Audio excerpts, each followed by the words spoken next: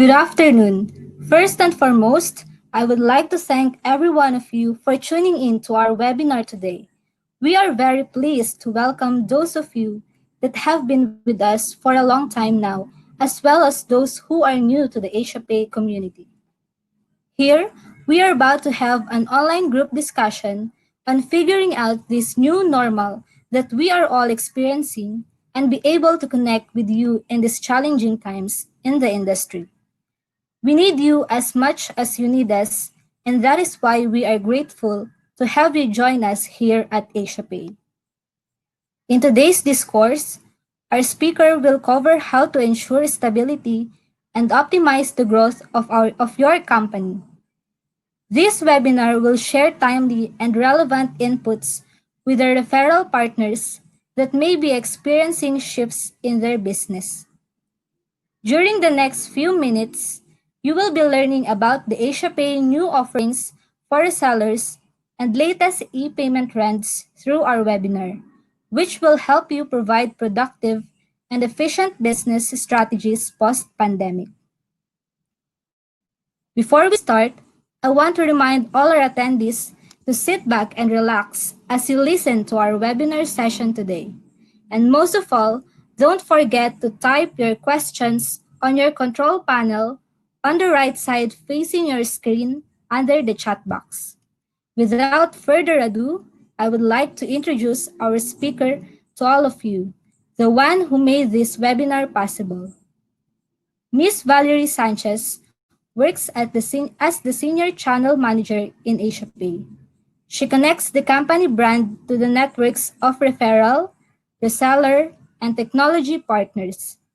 With her expertise with these partnerships, AsiaPay can offer merchants the cutting-edge payment methods and products that are suitable for what their customers are looking for. She believes that by bringing ready integration with various platform providers, AsiaPay can connect them to other platforms that they are bound to use as well.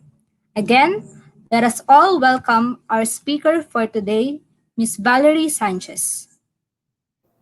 Hi, good afternoon. Thank you very much, Sheila. Good afternoon, everyone. To those partners who are joining us today, we hope to be able to share with you relevant information which would come in helpful to you at the moment. So in today's session, we're going to be sharing with you the latest landscape of payments in the region. So we're going to be discussing Asia Pacific region in our discussion today, as well as we'd like to keep you updated as to what new things we have been doing and developing at AsiaPay to address the changing needs or requirements of the market at this time. So to start, let me give you a background or a breakdown of the payment methods that are prevalent or quite popular in the region nowadays. So leading the pack would be e-wallets. So the likes of GrabPay, GCash, WeChat Pay, Alipay, those are the wallets that are actually very popular at the moment. Followed closely at 30% by the different debit and credit cards. So whether it be Visa card, MasterCard, American Express, or JCB, or their debit counterparts of Visa and MasterCard as well, those comprised 30% of the total pie for the region. Now, another payment method popular would be what we call net banking or bank transfers. Net banking and bank transfers are actually popular in certain countries like Singapore, India, even Malaysia as well. So followed next by cash payments or other forms of any forms of cash payments, whether it's cash on delivery or COD, or what is popular in other countries at the moment, which is what we call over-the-counter payment method.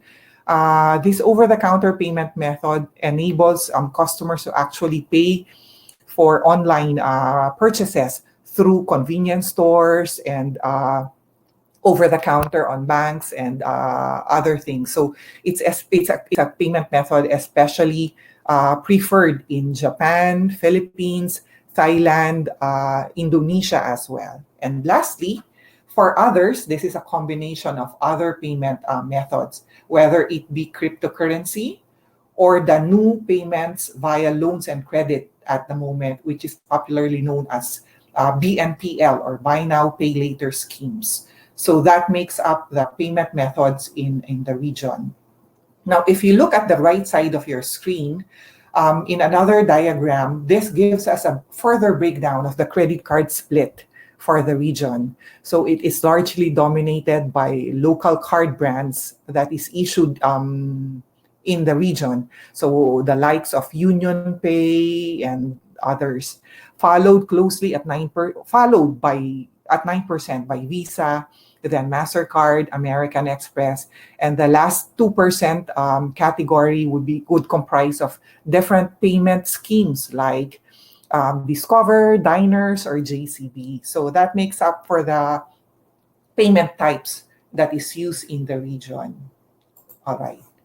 Now, if we are to compare the numbers for Asia Pacific transaction versus that of world average transactions, we can see that in terms of e-commerce growth, total transaction for retail, and those transactions completed over a mobile device, we can see that the Asia Pacific numbers are much, much ahead compared to that of the worldwide average. So that only goes to show that the adoption of e-commerce in Asia Pacific is more advanced or deeply penetrated compared with the rest of the world. So that should come in handy to us since everyone, you and AsiaPay alike, we all serve the current market or the Asia Pacific market. So this would come in very handy for us. Now, with the advent of the COVID-19 pandemic recently, we have seen a worldwide shift from the consumer behavior in such a way that if before people like to go to a brick and mortar store to purchase products, because of the quarantine imposed in most countries for the pandemic, during the pandemic, we have seen that more and more people in certain industries has registered a big jump or growth in terms of online transaction. Let's say number one of which would be group of supermarkets. Because of the quarantine and not a lot of people can go out of their homes, instead of going to the supermarket themselves, we have seen people ordering their grocery items online and having it delivered to their home. The same would be can be said for the purchase of retail technology or gadgets and their accessories as well. Because as you know, most of the manpower worldwide, including us here in the Philippines, are actually working from home. And even students are having online classes, which accounted for a large jump in sales when it comes to purchases from retail technology outlets. Related to that would be a spike seen in telecommunications online transaction because people are staying at home. They are purchasing mostly data service from telecommunications. Now, for media, this would be the likes of Netflix. For entertainment, whether it be on-demand streaming for movies, for plays, or even concerts or sports event, we have seen a spike of that for media at 30+%. Now, followed by the rest, which includes home furnishing, DIY kits, sports equipment, cosmetics, fashion, and even bank and insurance transactions, all of which actually grew during this pandemic. If the former industry had experienced a spike, there are other industries as well who actually contracted, and this includes those under retail selling watches, luxury brands, healthcare, retail healthcare, and luxury brands. But the biggest contraction of all would be with the tourism industry. As you very well know, hospitality or hotels and airlines are actually very much affected at negative, almost negative 73% from their usual transaction level pre-pandemic. Now at AsiaPay as well, we have been seeing some trends for 2020, not just not just during the advent of the pandemic, but even before that as well. So the following is what we have seen and would like to share with you. First off would be an increasing demand for contactless payments, whether it would be contactless payments for a face-to-face or offline transaction done in store, or online transactions or transactions and purchases done over the internet. So whether it be for transportation, when you ride a taxi, they would want the transfer of payment to be contactless already. For food delivery, for grocery deliveries, we are seeing that contactless payments are going to be the wave of the future. Another thing that we have seen is that online stores are becoming mandatory. If before the pandemic, the usual perspective of businesses would be having an online store would merely add cost or just additional cost to them doing business. It's because for them, for most merchants, they feel that having an online store are actually very important. This allows them to this allows their customers to actually go into their stores, browse and try their product before purchases. However, during the pandemic, we have seen the reverse that many merchants have actually given up their stores, their brick and mortar stores, and they have started shifting more and more to online stores. Can you imagine the number of people who are doing selling at the moment, whether it be startups who are actually just selling through various social media like Facebook or Instagram? Everyone would have to be present online to be able to connect to their customers so that their business will be viable. So we're seeing a trend like that, especially during this medical crisis that we're experiencing. Another that we are seeing is that recent purchase and payment experiences which happened during the quarantine period are likely to stay, meaning that we don't expect post-pandemic for people to start shopping for their groceries online, or for people to start going to actual restaurants and doing dine-ins. We are seeing that ordering of groceries, food, or purchasing via online are here to stay. It's bound to stay for the in the near future, and it's not likely to go away. Another trend that we're seeing is that we're seeing more B2B transactions happening online. So, a specific industry we're seeing this one is through my research. I have seen that, especially with the agricultural sector, farmers are actually now more open to using apps or online applications to connect to their customers, may it be directly to the supermarkets or to the restaurants.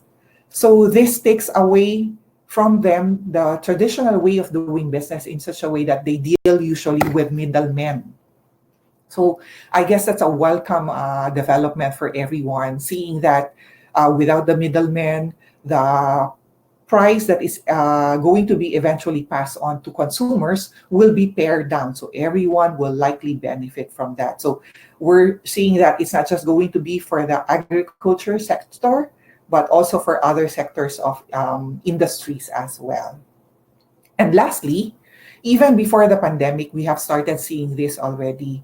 We are seeing that governments in the region are pushing for a cashless society. So whether it be the national retail payment system that was actually launched by the Philippine government with InstaPay and PesoNet, or the same national retail payment system launched in India by their government as well, or via a unified QR code system from Singapore and Hong Kong. Everyone is actually going to be pushing for this one. So that's going to benefit merchants alike, because that would take away the very expensive way for them to manage cash, real cash in their stores. All right. Now, given all this evolving needs and requirements we're seeing from the payment industry at this time, what would our response be? What would the response be of AsiaPay? We know at AsiaPay, we know how important it is for merchants to be able to offer payment options, different payment options to their customers. As you know, all businesses would have its own profile of customers. So there's no one size fits all. So it's all different. That's why at AsiaPay, we are proud to share with you that we have probably the most number of payment methods we offer in the various countries that we serve.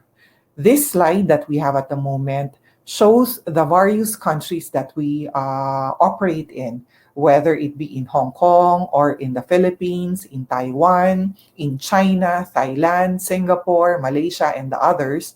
We try to give as much payment method available to the local market as possible. So it would show you as well the different payment methods we offer in the country that we serve. Now, good to share as well with AsiaPay is that we have around over 90% of acquiring relationship with all acquirers in the different countries. So whether the acquirer are the bank category or acquiring banks, or whether they are non-bank acquirers, such as other payment providers, such as, let's say, Grab or WeChat and the rest, we have a very comprehensive partnership already in place in all the countries. So that means for merchants, we give them the power to choose which bank they would like to act as their acquirer. Now, as I've mentioned, because of the evolving time, we'd like to give as many payment methods possible to the different local markets. So in the next few slides, I'm going to be detailing to you what new payment methods we have added into our Asia Pay system. So that includes a national retail payment system in Hong Kong, e-wallets across the region, a payment via loans or credit, or the BNPL, buy now pay later schemes, and lastly, net banking for Singapore. Now, the first one that we have would be FPS, so Faster Payment System. FPS is actually a Hong Kong government initiative wherein it enables several account holders from different banks and several digital wallet can actually use a unified QR code to be able to pay for their purchases, whether it's online or offline. Now, I'm not going to be going into details as to the transaction flow of how each payment method will be in the next few slides, because basically they will follow the same procedure anyhow. The procedure would likely go this way. The customer checks out from the website of the merchant. They are then redirected to the payment page of AsiaPay for them to choose which payment method they would like to settle with. They are given a payment summary of information, including the amount that they need to pay and other information as well. Then there's going to be the authentication slide. In the authentication phase of the payment page, they would be asked to input either the mobile phones or PIN or email address as a means to verify or authorize the transaction or the transfer of the payment.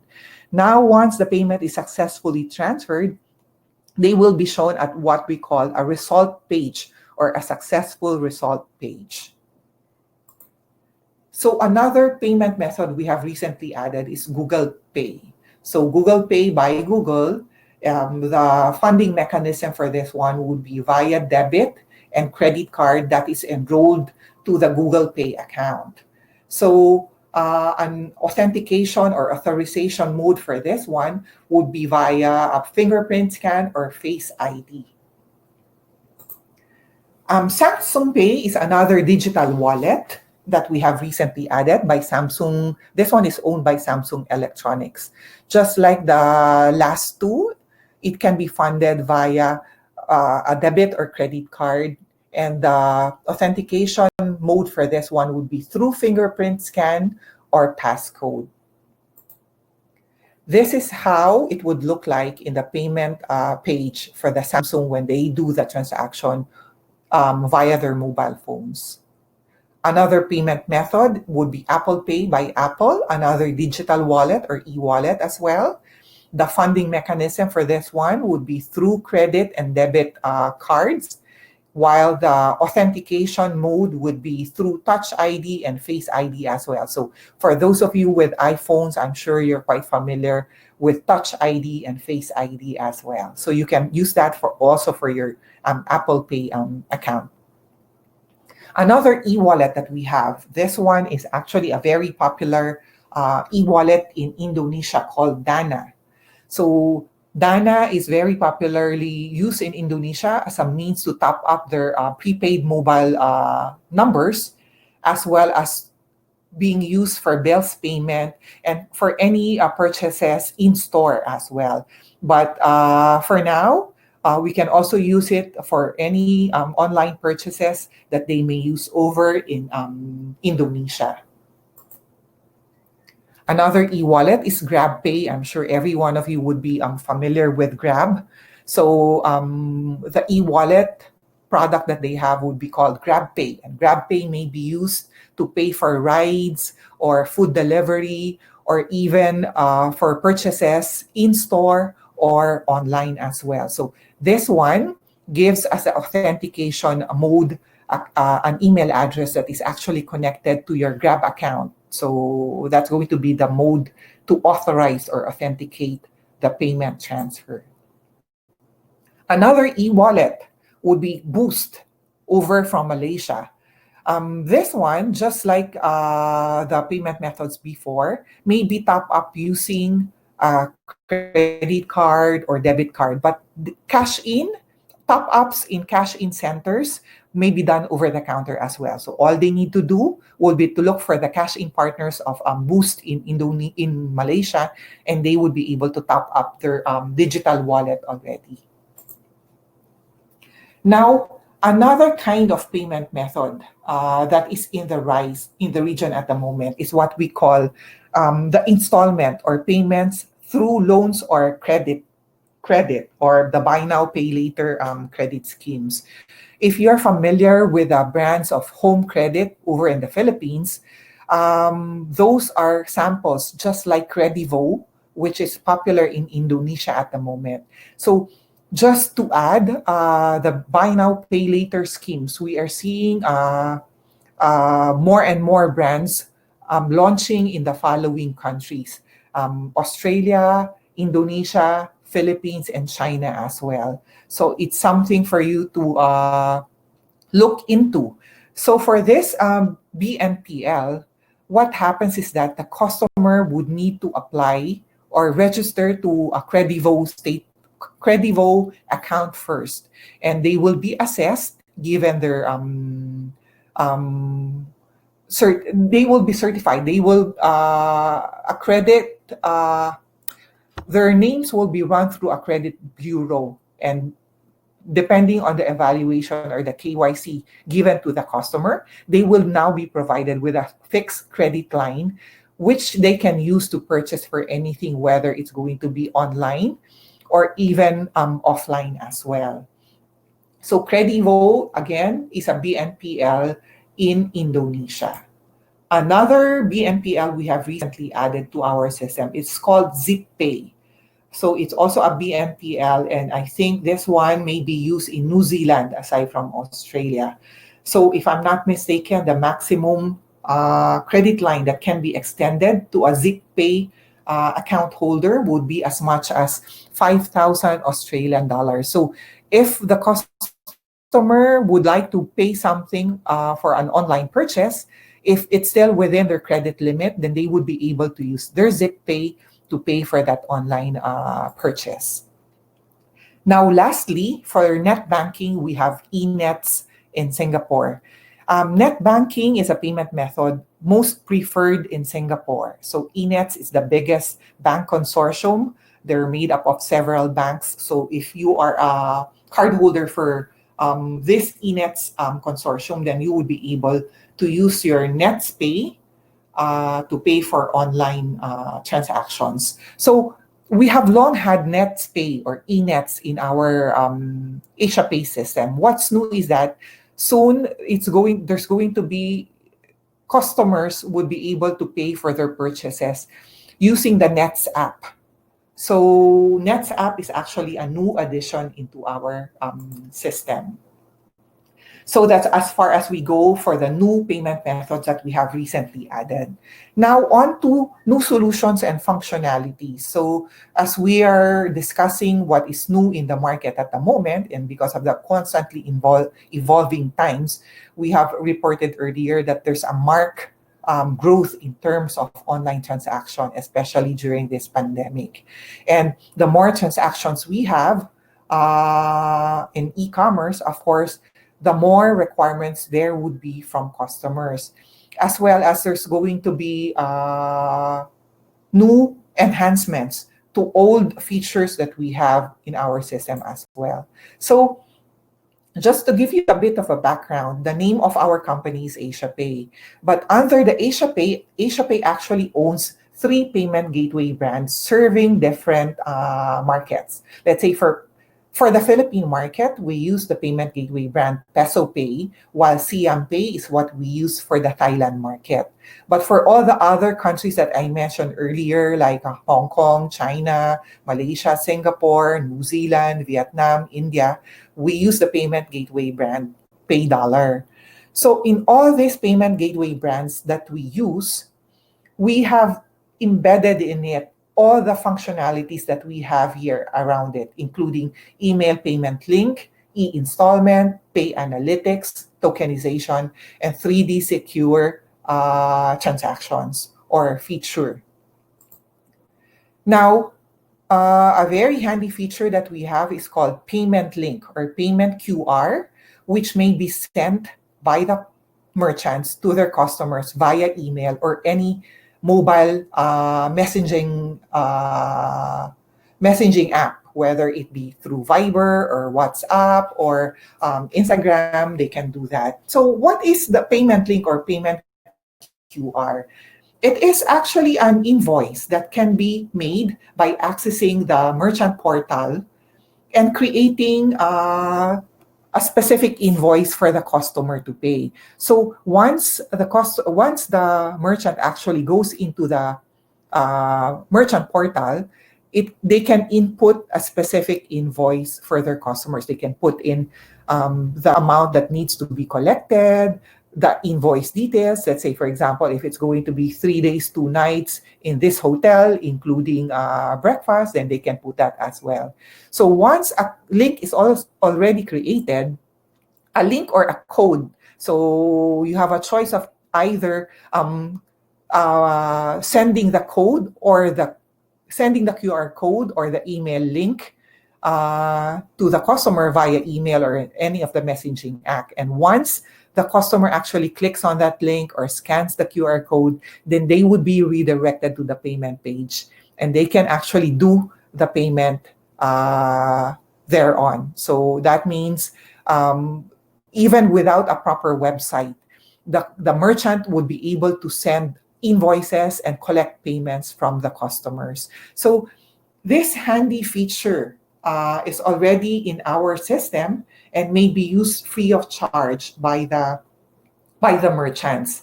But what's new in this system is that soon in August we're going to be launching AppPay. AppPay is also email payment link or payment QR code, but can be done through an app. So that means merchants may send this invoice or this payment link created from their app pay in their mobile devices. They can actually attach an actual invoice or images. So it could be a product image of what they're selling and send it directly to the messaging app or email address of the customers as well. So it's going to be easier for them and much more handy, much more visual because of the attachment of the invoice and image as well. Now, next feature that we have would be the installment pay.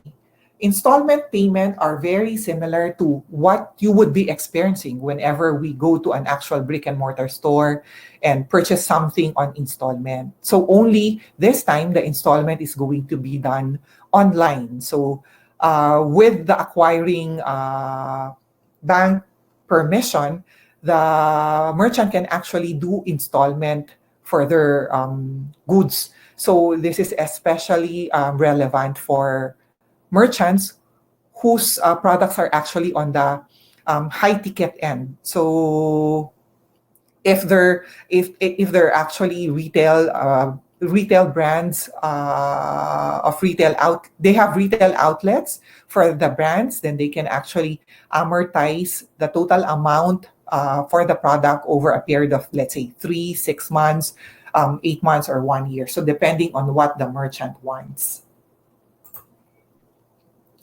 Another handy feature that we have would be what we call the payment analyzer. This one is an analytics. It's an analytics that may be used very handy for marketing promos and the likes. A good case in point is that it actually can be used to track the actual historical transaction record of that particular merchant. So it's especially useful for merchants who has been using Pay Dollar or Peso Pay, CM Pay for quite some time, because you can act from the analytics. The merchant can actually see the peak hour traffic. So what particular time of the day or what particular day of the week would be peak for them, or what would be low transaction time for them, what payment method is preferred by their customers, from which countries through the IP address their customers are coming from, and all sorts of handy information to have. So a good case we'd like to share with you is that about 2 years ago, we have a pizza delivery customer, and they noticed from the payment analytic, from the pay analyzer, that they see that during Tuesdays, their transaction actually dips down. So of all days in the week, Tuesday is actually the low traffic of them all. So what they did was actually to create a promotion, especially for Tuesday, which says, if you purchase and if you have your pizza delivered on a Tuesday, you get free something. So this is an actual promo of an actual merchant we had some time ago. So even if for different other merchants, we feel that the payment analyzer is going to be handy tool for a marketing activity for you as well. What's good about it is that come August, we're going to be launching a new look for our dashboard, which includes a sexier way of displaying our analytics. So we hope you would be able to see that in come August.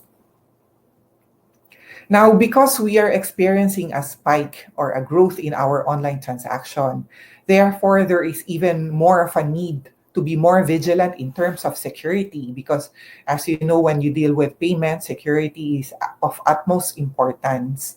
So one enhancement we have done in our system is what we call the MasterCard Digital Enablement Service, or what we call MDES. For most of you, if you're familiar with tokenization, MDES is the latest model for tokenization we have out in the market. If before tokenization, by the way, is when credit card information are actually encrypted into a token. So this token would be shared to the merchants, to the payment gateway, and the encryption or the sensitive credit card information would then be stored in a secure vault or the data server of payment gateways. With MDES, the payment information will no longer be with a payment gateway, but instead it will be housed in the data servers of the card brands themselves. In this particular case, the MasterCard data server. So that gives an added security layer to the customer, to the account holder in such a way that they can be sure that their credit card information will not be exposed to any Tom, Dick, and Harry who may be possible fraudsters. So an added advantage of this MDES is that every time that the card is changed, whether it be because of expiry or of due to lost card, then the information will be updated into the data server of Mastercard. So that means the cardholder will no longer need to reapply per account, let's say to the airline merchant they usually purchase from, or to Lazada where they usually transact and whatnot. So tokenization is very much used by merchants who constantly have repeat customers. So whether it be airlines or e-commerce platforms such as Lazada or Booking.com, tokenization is very important. Now, lastly, we have another security feature with enhancement, which is called 3D Secure 2.0 version. So the last version or the first version of this one is the 1.0 version. What is 3D Secure technology? 3D Secure technology is when you purchase something online and you use your credit card to pay for it, then your card issuing bank will send a one-time PIN or what we call OTP, a one-time PIN to your mobile number registered to your credit card account for you to input that password to authenticate and to authorize that payment. Now, this 2.0 version is a very intelligent version, more sophisticated definitely than the first one, in such a way that it is actually based in a system that they called risk-based authentication. So in RBA or risk-based authentication, the system is already able to classify whether a transaction falls under a low-risk transaction or a high-risk transaction. So of the total 100% transaction for credit cards done online, only around 5% would fall under the category of high risks. So only this 5% will be sent out a one-time password for authentication of the payment transfer. The rest of the 95 considered on the low risk category will no longer need to input their one-time password to authorize the purchase online. So that means there's going to be fewer dropout sessions and more successful transactions, which will go to the merchant's account. So that would come in handy. So that ends my presentation, our sharing with you of the latest market trends, payment landscape in the region, as well as the updates and the enhancements we have recently done over in our payment gateway. Now, I know that most of you who are attending today are partners already, but for those of you who are not yet partners or not yet part of our referral program called Merchant Referral Partnership Program, we'd like to invite you to participate in it. It's very easy, whether you're a part of an organization or a company, or you're a consultant or a freelancer. We welcome you in joining us in our MRPP. So it's very easy to apply. All you need to do would be to submit the application. The application form and the partnership agreement we will be sharing with you while you share with us a copy of the incorporation, your incorporation certificate, your business registration, and an ID. And if you are the kind of partner who would have your own platform as well, you can also connect to us or integrate, develop a connection to our payment gateway.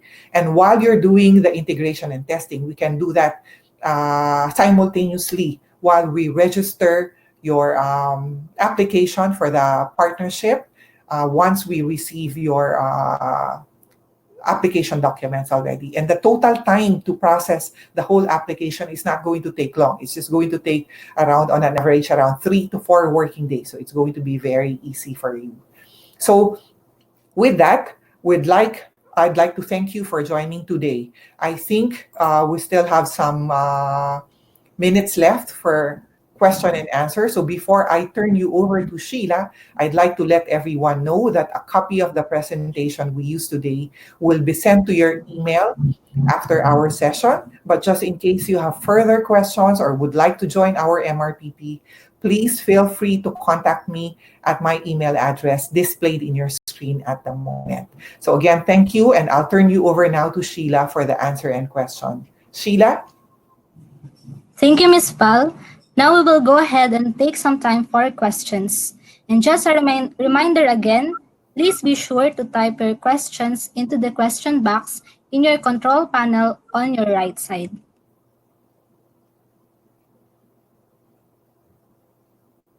It looks like we have a questions. We have two questions. The first one is coming from Fiona Loom.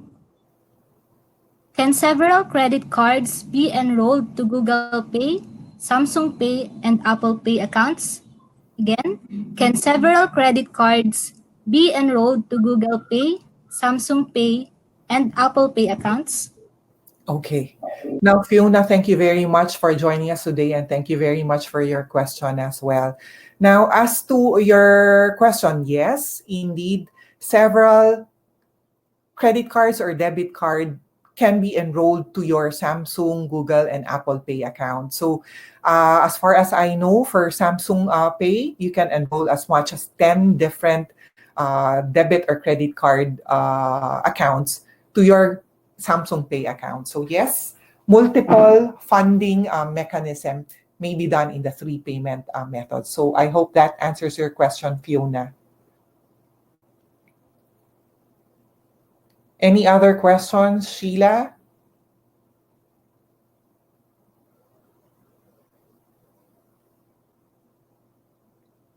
So again, for everyone, I hope you type in your questions. We still have a few minutes to go before we wrap up. So Sheila, earlier you mentioned that we have a second question. Yes, Miss Bal, we have another question coming from Carlos Mateo. Does it mean that merchants may now choose Google Pay and Apple Pay as a payment under Peso Pay? And how much is the rate for it? Again, does it mean that merchants may now choose Google Pay and Apple Pay as a payment under Peso Pay? And how much is the rate for it? Okay, that's actually a very good question. Thank you, Carlos, for bringing that up. Now, I'd like to tell everyone that what I have actually shared with you earlier are payment methods which are ready to go in our system, in the AsiaPay system.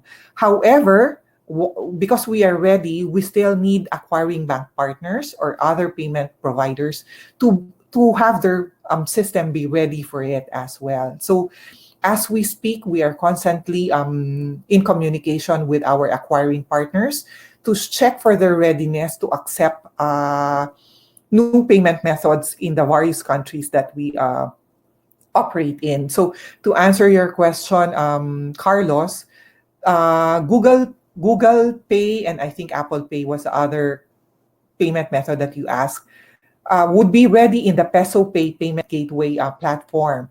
But we are still talking to acquiring banks for them to be able to allow processing of the two payment methods to happen under Peso Pay or in the Philippines. So as to the rate, we don't have that yet, seeing that we don't have the acquiring bank partners ready. But once we have that ready, then you'd be sure to let everyone know, draft perhaps an EDM to let you know that it is now ready, and we would be able then to share with you the pricing for such. So thanks, Carlos, for your question. Any other questions, Sheila? I think that's all, Miss Val. It looks like we have covered all our questions.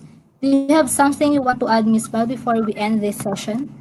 Well, just in case the attendees would have some additional information after we wrap up, please feel free again to get in touch with me. So I'd be happy to assist you with your questions then. Again, partners, thank you very much. We really appreciate you joining us for today. So Sheila, thanks as well. So I'll give it over to you, Sheila. Great! I want to take this opportunity to thank everyone who joined this webinar session today.